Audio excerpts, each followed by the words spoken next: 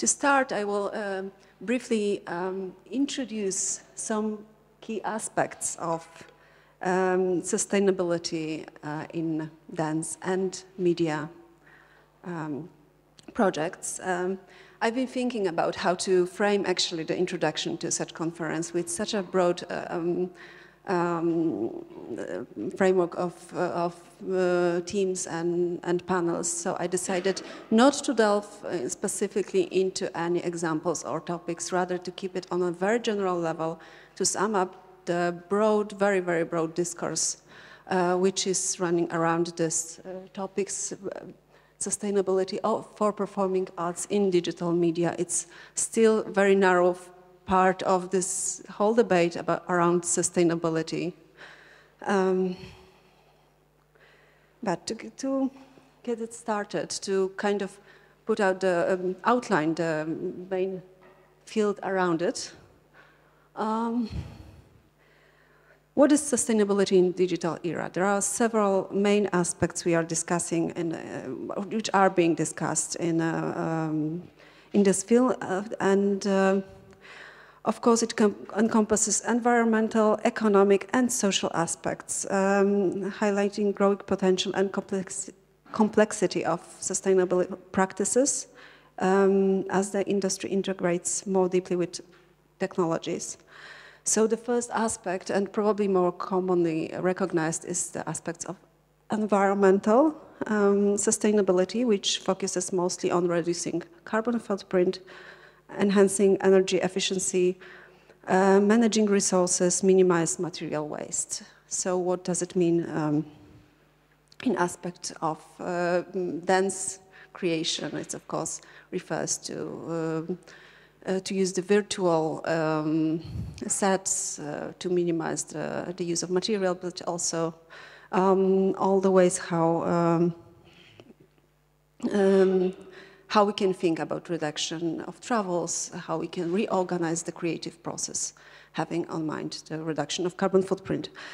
The second aspect is economic sustainability, which encompasses access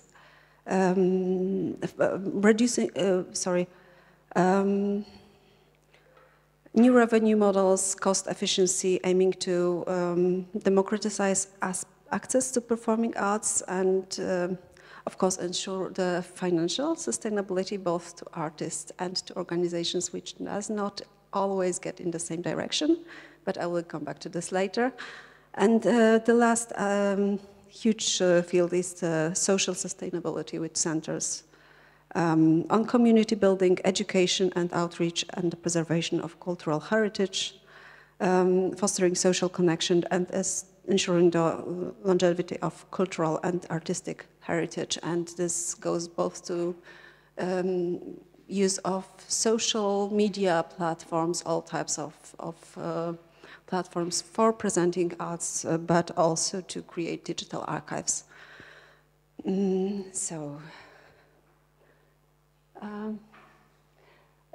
Just not going in details into any examples, but this is AI-generated a picture made with DALL-E for the prompt regarding a famous Shakespeare monologue, "All the World is a Stage," related to aspects of sustainability.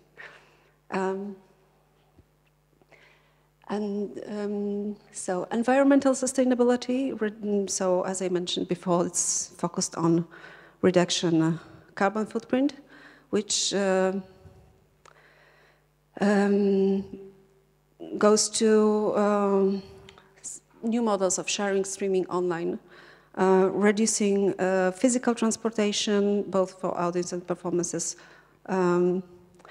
also energy efficiency in terms of, which is not so often discussed, but also connected to efficient coding, server management, use of renewable energy for hosting digital content, minimizing energy consumption. So this is something which feels like contradictory for moving actually content or developing online format for presentations or or moving to digital meeting formats, but we tend to forget that it also has some lower but still kind of carbon footprint. This also goes for resource management, and this goes for virtual productions, reduction of need for physical sets, costumes, props, reducing waste and production costs, and it goes to all the levels how we produce events, from stage design to the very little details, how we can reuse materials or even reuse cups or whatever we can use to arrange the other aspects of production of cultural events. Okay. This, what you see here, I don't know if you recognize this production. It is actually widely discussed last year, production of Parsifal made for Bayreuth Wagner Festival, which contains VR and AR presentation for Parsifal.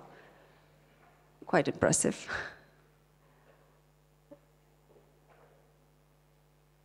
Okay. So the economic sustainability, probably the most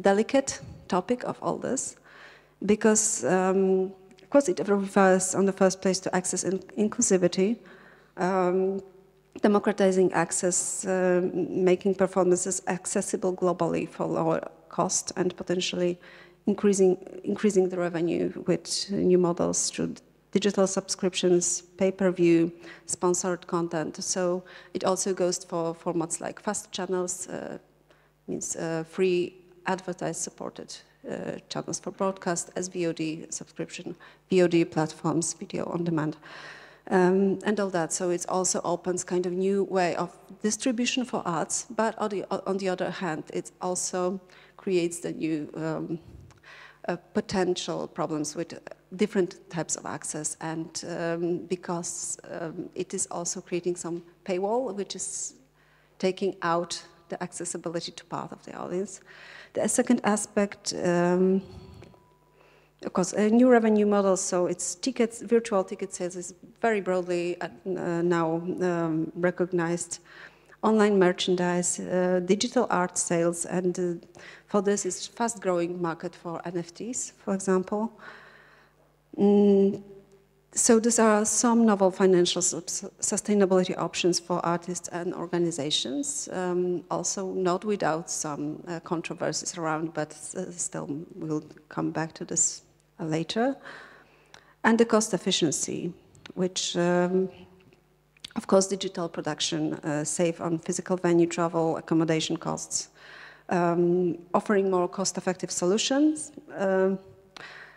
On the other hand, it does not always align with the traditional model of art production, which also has some effect on the sustainability in terms of well-being for the artists, or different types of economy being introduced for artistic work, like gig economy, for instance, which also opens a new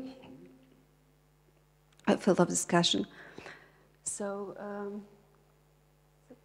yeah, social sustainability again goes to community building. So this is also something we know very well with use of digital platforms to create communities around the world without concerning on geographical boundaries. Education and outreach. So this is a new, also new, very fast developing field of use of digital media. And preservation of cultural heritage, as I mentioned before, this goes to all types of archives, of creating digital archives. And this also comes with a lot of debates about how we create accessibility, what should be accessible, and how we can create it both in terms of infrastructure, curation, and also kind of models of access. And going beyond that, long-term viability is something that we all experienced, especially during the pandemic. So a lot of, we can still see the effects of this fast shift that happened when almost all theaters or cultural institutions were placed to the position that they have to move with their content fastly and reorganize for online presentation and different types of online access.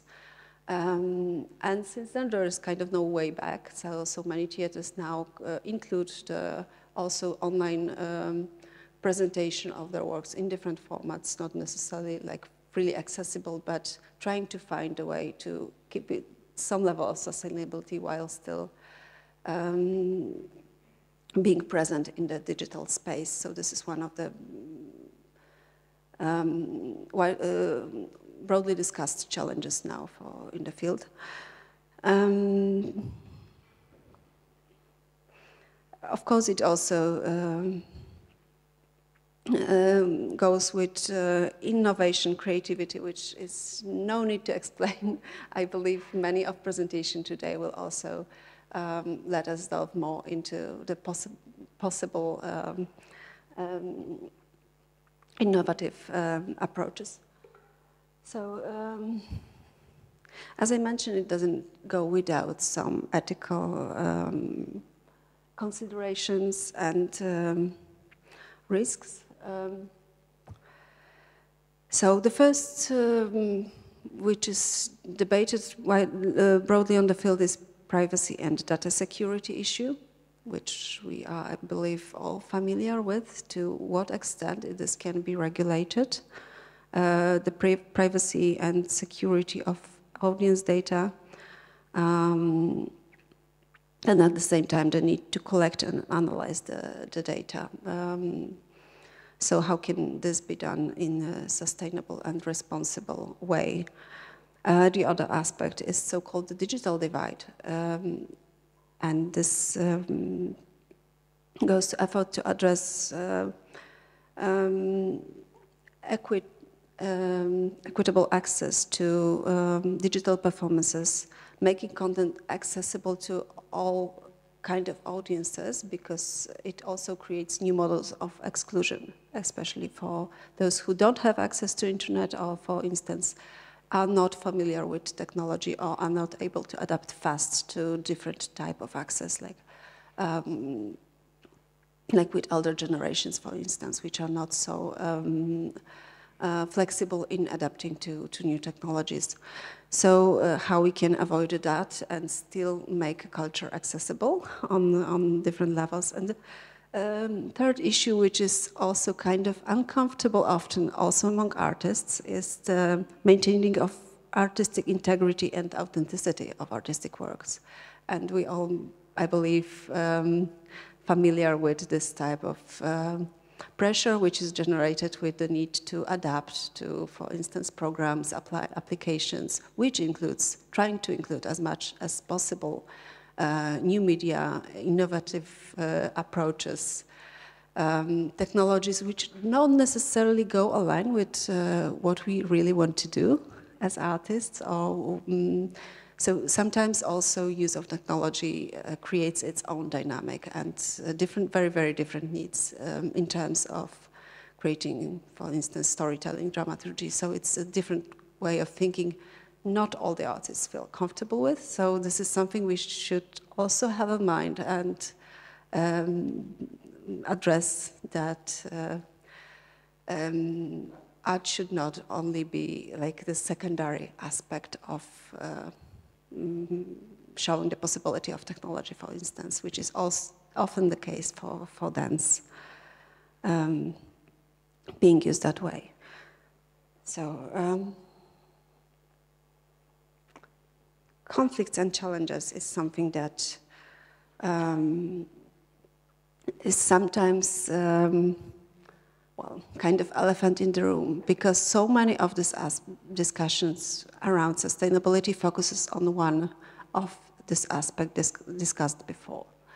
So it's also good to put it in the broader perspective and address such issues which are not necessarily possible to to put on the same level or on the same ground. First, environmental and economic interest oftentimes goes with very, very different directions, because efforts to reduce carbon footprint, for instance, may increase the operational costs and posing challenge to economic sustainability of our delivery, for instance. So it's sometimes the choice, either we want to be more sustainable or we want to have the cheaper product at the end. So it goes not only for arts, but this is also something we cannot ignore, kind of, sometimes this type of choices. Economic and social equity.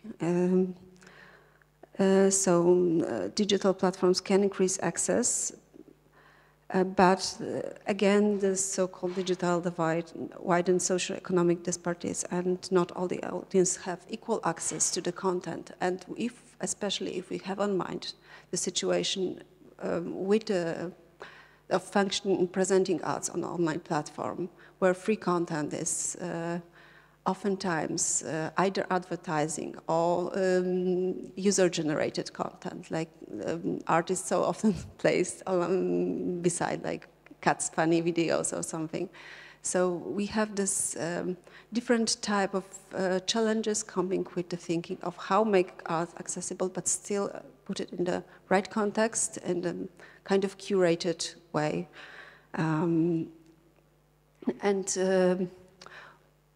Well, without making everything free on the same level, still make it accessible to wider audience, not creating different type of hermesity in the access or different type of barriers. Again, social versus environmental concerns, which goes for global accessibility, which still connects to carbon emission, energy consumptions. And kind of at some level can contradict the environmental goals. The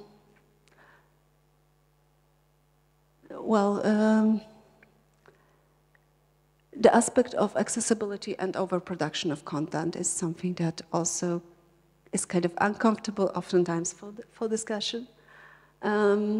Cost efficiency versus sustainability in the arts sector.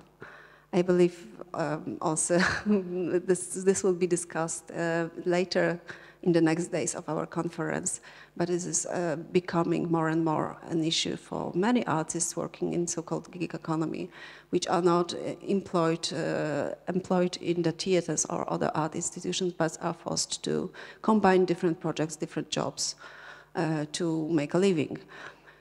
So also use introduction of digital technology and this moving arts into digital platforms and partly also into digital infrastructure, which is owned by tech companies, kind of brings some job opportunities out from artists. So this is also something that needs to be discussed. How can we find a sustainable level on, how can we help artists to adapt to this technology? Because this is change kind of we cannot ignore or reverse, but how we can also think of changing in art education, for instance, and all these challenges which are coming very, very quickly over the past years.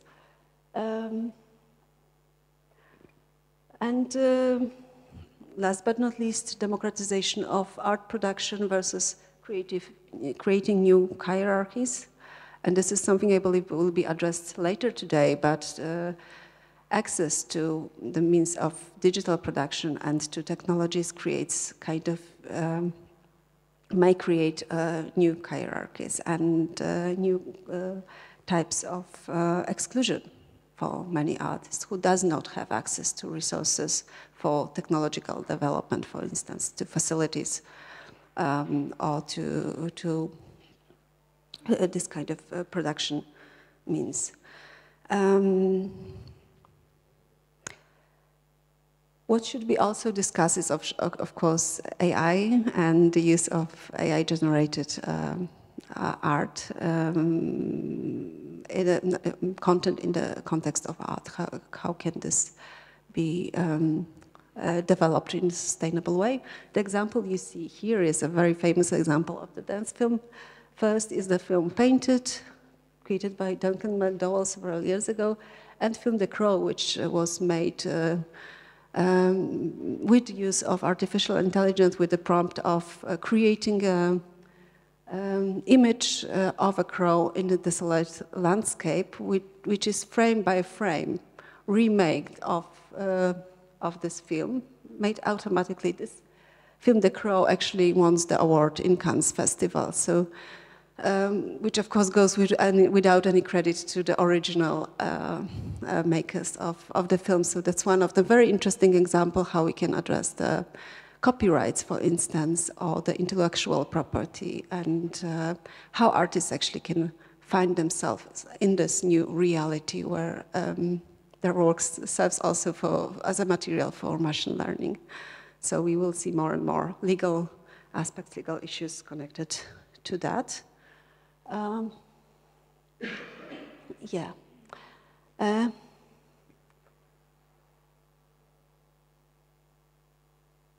So those are several examples how we can, what strategies are being discussed for mitigating risks, for harmonizing sustainability in performing arts. So it goes for balancing, trying to find a balance. That's also the title of our conference. Is it possible to balance all these different aspects? How we can create innovative economic models which also keep in mind the well-being of artists, for instance, not only increase cost efficiency for institutions or art organizations or technology development, or enhancing digital accessibility on very different level, investing in infrastructure, bridge the digital divide, sustainable use of technology and energy, preserving artistic integrity, which was discussed before, and of course the privacy and security measures. This lovely lady over here, Aitana, so-called, she's one of many already AI-generated digital influencer. As a model, she's generated quite a lot of income for the modeling company who owns her for different campaigns. I believe it's more than 10,000 euro monthly. So we can see how cost efficient this kind of model is. There are different types of models like her created for different markets, for instance, for Asian market. Why cannot have we artists like this without the risk of being whimsy or unpredictable, always doing whatever the company asks of her. So this is one of many examples in which direction actually the performance arts can develop. These are some key references I'm using to sum up this debate. So as you see, there are books, references, but also some reports and online resources. I encourage you to also to follow this and to